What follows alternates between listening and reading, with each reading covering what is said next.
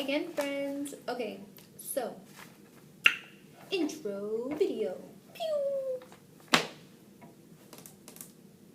At this moment in time, Jessica did not have an intro video.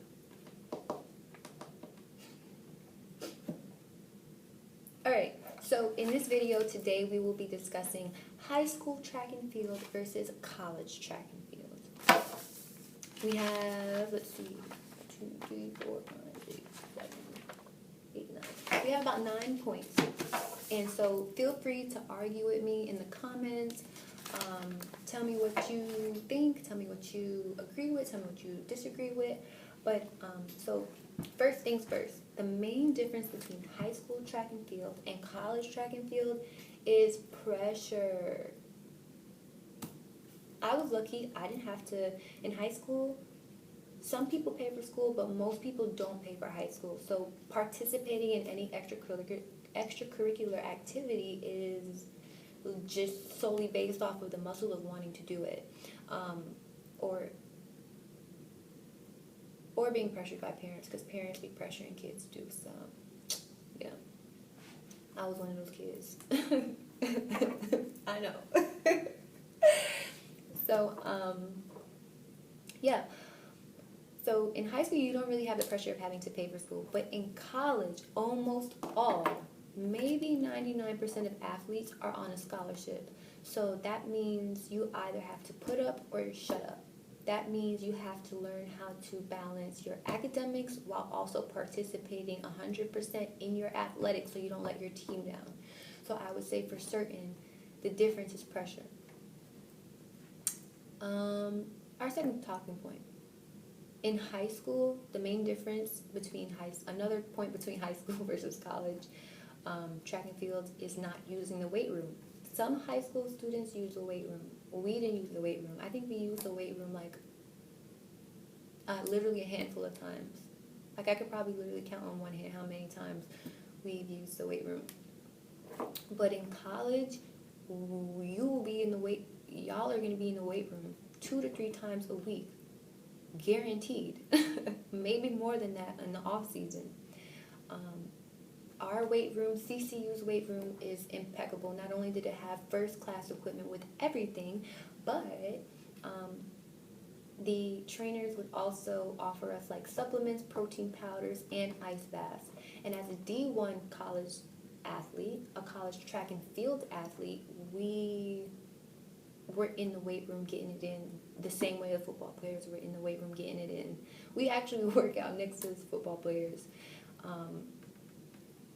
mostly because of their facility. But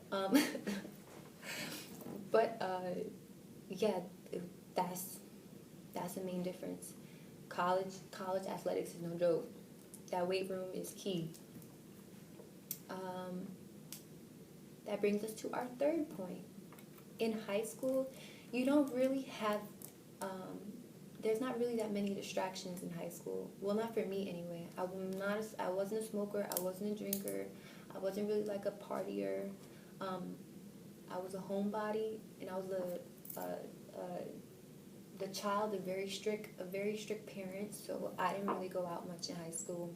Like I snuck out to like one party and was on punishment for like the rest of the year.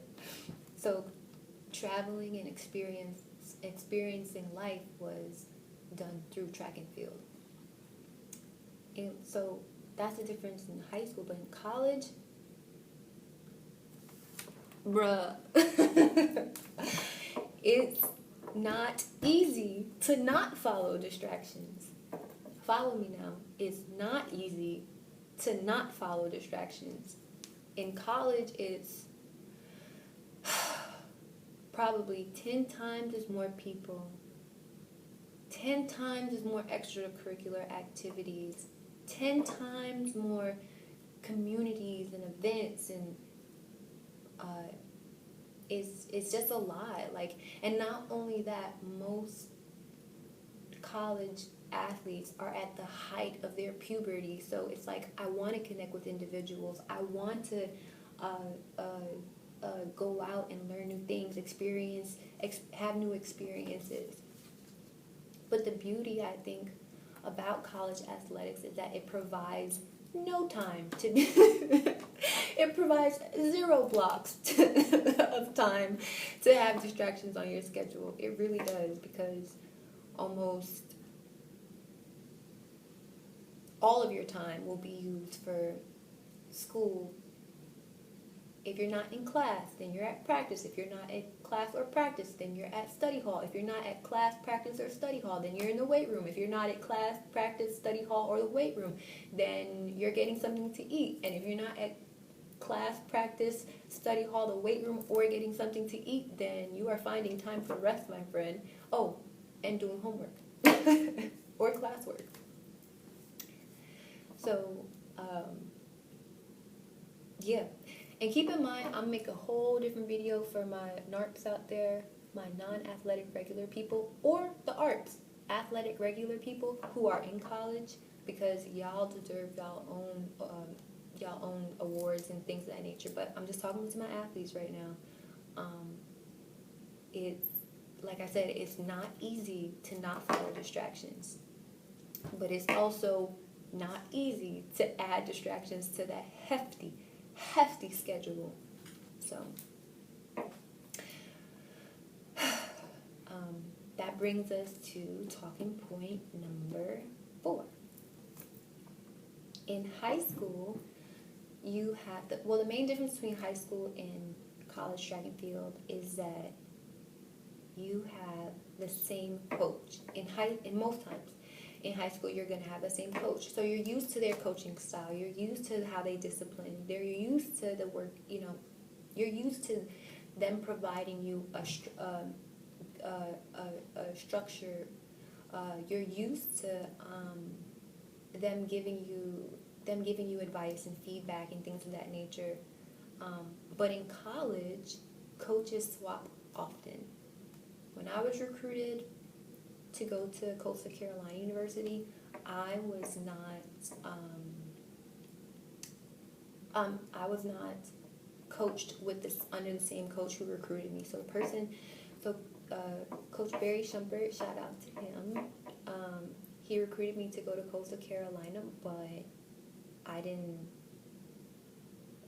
wasn't coached by him, because the same season that I entered Coastal, he was transferring to, I believe it was Purdue University. Yeah. And so, yeah, just keep that in mind, that's a major difference. Let's move on to our 6th point.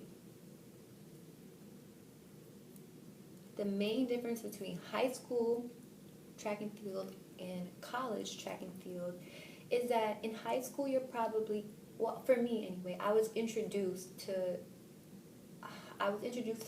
track and field in like 10th grade. So everything's brand new, everything's like, oh my goodness. But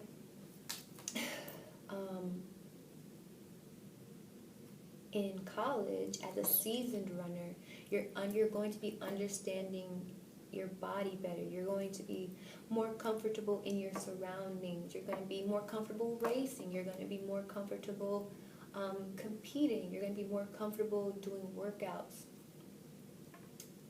So just keep that in mind when it comes to comparing the two. So in high school, let's bring this to our 7th point. How is high school track and field different from college track and field?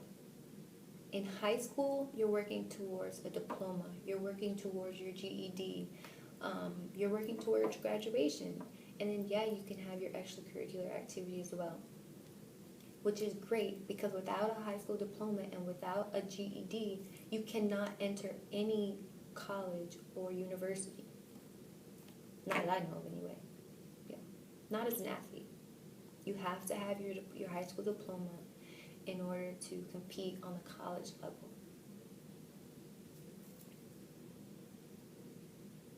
In college, you're working towards your bachelor's. And some people stay in college so long that they work towards their master's. And in college, there's only one way to earn your degree, and that is to complete 120 credits of coursework. we're not going to talk about my GPA, but your girl did graduate. So, um, uh, yeah. All right. So it brings us to eighth talking point. In high school, you either go to work and you feed yourself, because my best friend, she had to work in order to provide like meals and stuff for herself and her family, which is tough, which is really tough. But she did it, and she was still able to compete. She still went to college, so that doesn't stop anybody. Nothing stops anybody. Nothing can stop anyone from obtaining their goals besides themselves. Nothing or no one. Anything that you want to come to fruition, depending on what it is, can happen if you just build your schedule and stay consistent towards that schedule. Which brings me to talking point number, which brings us back to our talking point. But in that's how it was in high school. In high school, you either work for your meals or you rely on your guardian for your meals. Like my mother provided me a meal, so I didn't really have to worry about it. But in college, depending on what type of scholarship that you are offered or what type of scholarship is accepted, almost all expenses are covered. For me, it was really, really awesome because food was covered, housing was covered, books were covered, tuition was covered. Your girl didn't have to worry about nothing. Just wake up, go to class, go to practice, go to study hall, work out, eat, race on the weekends, and graduate. So yeah, that brings us to talking point number 9. In high school, when we were in high school, now high schoolers right now, high school track and field athletes right now, check your NCAA rules. If you don't know what the NCAA is, you need to know. The NCAA is, don't let me tell y'all wrong, let me double check. The NCAA is the National Collegiate Athletic Association. And essentially, they are the organization in the United States that administers intercollegiate athletics. It was formed in 1906 as the Intercollegiate Athletic Association to draw up competition and eligibility rules for gridiron football and other intercollegiate sports. Think about that. As this is recorded, it is 2022. In 1906, this organization was established for us.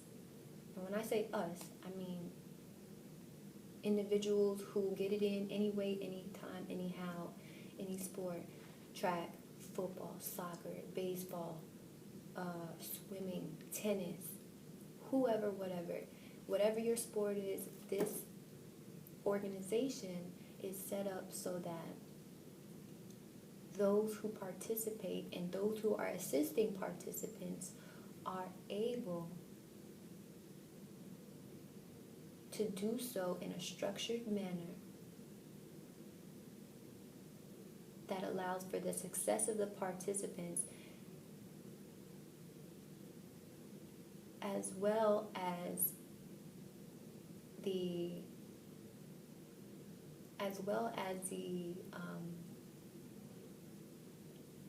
I don't want to say entertainment, but as well as the continued support of fans and family and anyone else and now brands. During my high school season, we we weren't allowed to be sponsored. So meaning the only institution that was granted the authority to provide us with sponsorships, funding, gear, food, supplements, all of that, was the institution that we were attending. But in college, athletes can now be sponsored by outside organizations, which is so freaking amazing. Why? Because now that means that athletes, really good athletes, like D1 athletes, even maybe mid-major athletes, in across all sports,